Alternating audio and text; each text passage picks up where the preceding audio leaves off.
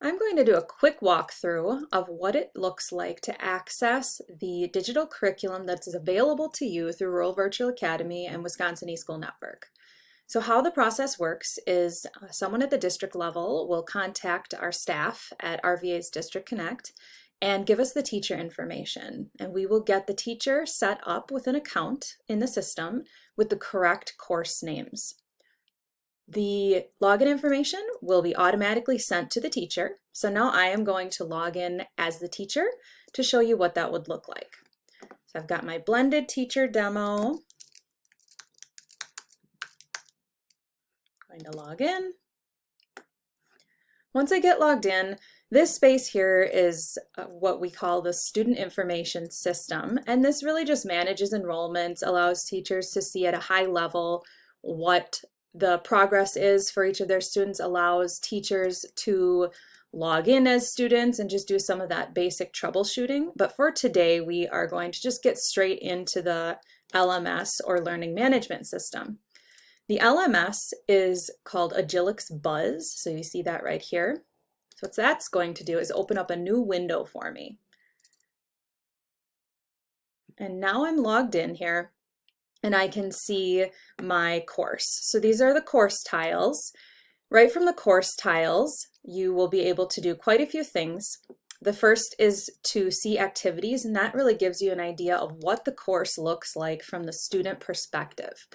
So this is all of the content housed in that course currently. I can click on the modules, I can see the lessons, I can see the quizzes, I can see the assignments in here.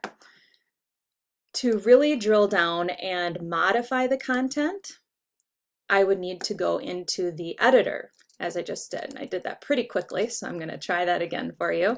So from the course card, I can click on the editor right here. Or I can always head up to this little menu in the upper left corner to see all of those same options that were available on the bottom of the course card. So this is the editor. In order to customize courses, particularly in the situation that we're in right now, the courses will come by default set to everything being invisible to students. And what that means is this button right here. This is the toggle to hide content from students. So when it is red and there's a line through it, that means that it is hidden from students. And you can see when I hover over there, it says hidden from students.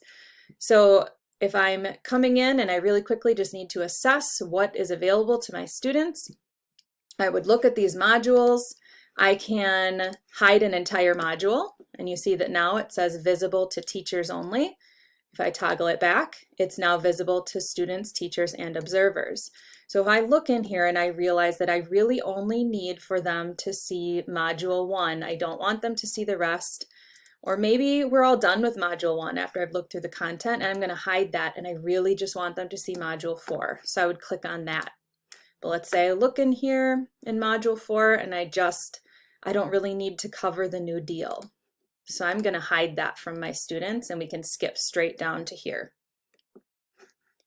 So that's how it works to modify content in the course. Now let's take a look at what the student will see.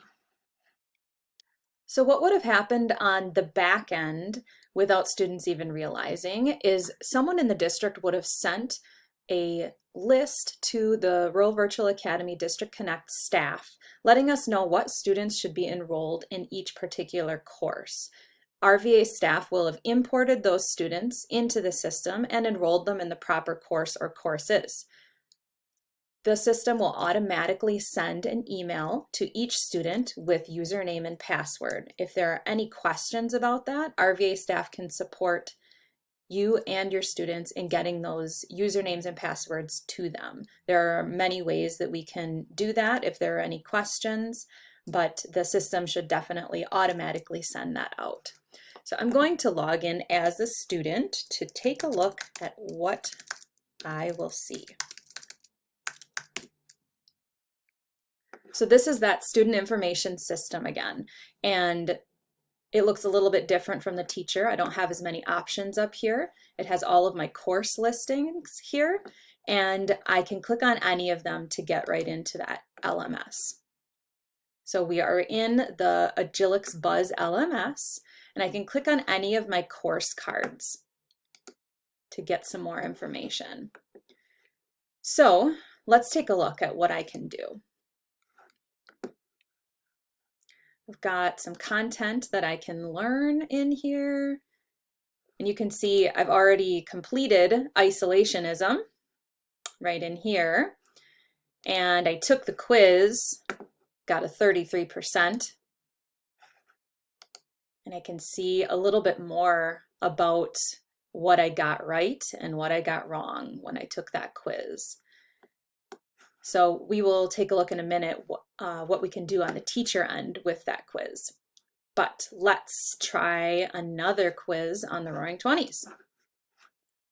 Just going to start clicking. Hopefully this isn't what students do, but we'll give it a go.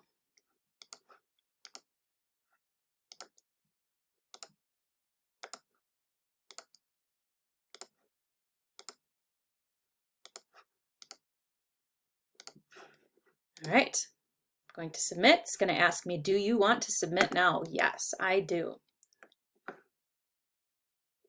And what's pretty great is it tells me right away, again, how I did on that quiz. So as a student, I get immediate feedback after completing the quiz, so I know what I got correct and what I did not. So I can study it up a little bit more. Now that we've seen this from the student perspective, let's take a look from the teacher perspective now that we've submitted some assignments. We are back in the teacher account, and again, you can see that we are in the student information system. I want to click on Go to LMS to get back into Buzz. I'm going to click on it again here. And it's triggered me that I need to do some grading. So some days this number may be a lot bigger, but it looks nice and light right now. I'm going to click on Needs Grading. There are other ways to get this information, but what's really great about this is it takes me straight to it. And if I had multiple students with multiple assignments, it would just show it in a list on the left-hand side here. And it would tell me in order by the date that it was submitted, date and time that it was submitted. So I'm taking a look at this quiz and I can see how the student did, and I can even make modifications here. So if I thought, well, they were pretty close, I'm okay with that, I can bump it up to that.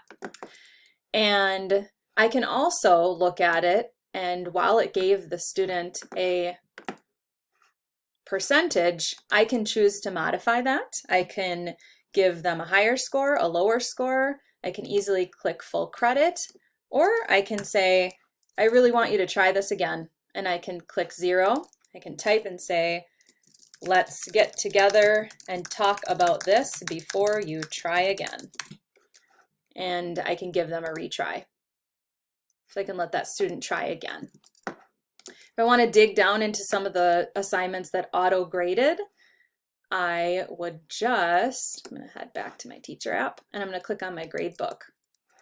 So I can see how all of my students are doing right in line, and I can even look more specifically at each assignment or quiz and see what the average score is. So it's really a nice tool for determining which units have been most successful and which units need to be revisited before exams.